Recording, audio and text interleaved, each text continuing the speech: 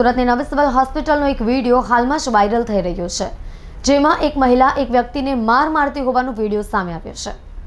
શહેરના મજુરા ગેટ ખાતે આવેલા સિવિલ હોસ્પિટલમાં આજે સવારે એક આધેડ વ્યક્તિ મહિલા ટોયલેટમાં ઘૂસીને માસૂમ બાળકીની છેડતી કરતા ભારે ચકચાર મચી જવા પામી હતી। ઘટનાની જાણ થતાં જ બાળકીની માતાએ રણચંડીનું સ્વરૂપ ધારણ કરી નરાધમની સરા જાહેર ધોલાઈ કરી હતી, જેનો વિડીયો સોશિયલ મીડિયામાં વાયરલ થતાં સિવિલનું વહીવટી તંત્ર પણ સફાળું જાગ્યું હતું। હાલમાં સિવિલના વહીવટી તંત્ર દ્વારા સમગ્ર પ્રકરણની તપાસ હાથ ધરવામાં આવી છે। છાશવારે વિવાદોનું કેન્દ્ર બનતા સિવિલ હોસ્પિટલમાં આજે વધુ એક વિવાદ સર્જાયો હતો। સિવિલ હોસ્પિટલમાં ડેન્ટલ ઓપીડીની સામે આવેલા મહિલા ટોયલેટમાં સવારના સમયે એક આધેડ વ્યક્તિ ઘૂસી ગયો હતો, માસૂમ બાળકીની શારીરિક છેડતી કરી હતી। બાળકી દ્વારા અચાનક બૂમાબૂમ કરી મૂકતા તેની માતા પણ ત્યાં પહોંચી ગઈ હતી અને માસૂમ બાળકી સાથે છેડતી કરનાર આધેડને ઝડપી પાડી સિવિલ કેમ્પસમાં ચપ્પલ વડે મારવાનું શરૂ કરી દીધું હતું। અચાનક મહિલા દ્વારા આધેડ ઉપર હુમલો કરવાની ઘટનાને પગલે લોકોમાં પણ કૌતૂહલ પ્રસરી ગયું હતું।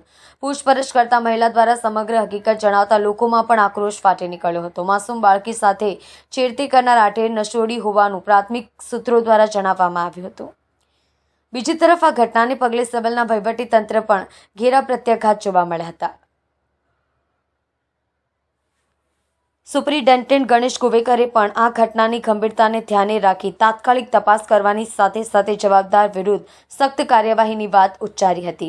આ સિવાય તેઓએ આ પ્રકારની ઘટનાનું પુનરાવર્તન ન થાય તે માટે પણ સિક્યુરિટી સ્ટાફ સહિતના સ્ટાફને જરૂરી સૂચન આપ્યા હતા।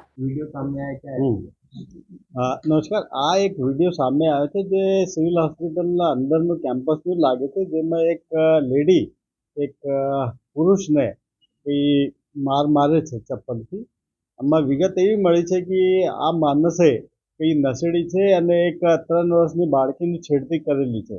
તો આ માહિતી મને આજે મળેલી છે, જેની વિગતવાર આ એક ગંભીર બાબત થયેલી છે, જેની વિગતવાર હું તપાસ કરીને નેસેસરી એના જે સ્ટેપ્સ છે એ લેવાનું શરૂ કરીશું। એ જોઈને અમે અમારા સિક્યુરિટી ગાર્ડને અને ઓફિસરને ઇન્ફોર્મ કરી દીધું કે ભાઈ આવો બનાવ ફરીથી ના બને એની તાકેદારી રાખવાનું રહેશે।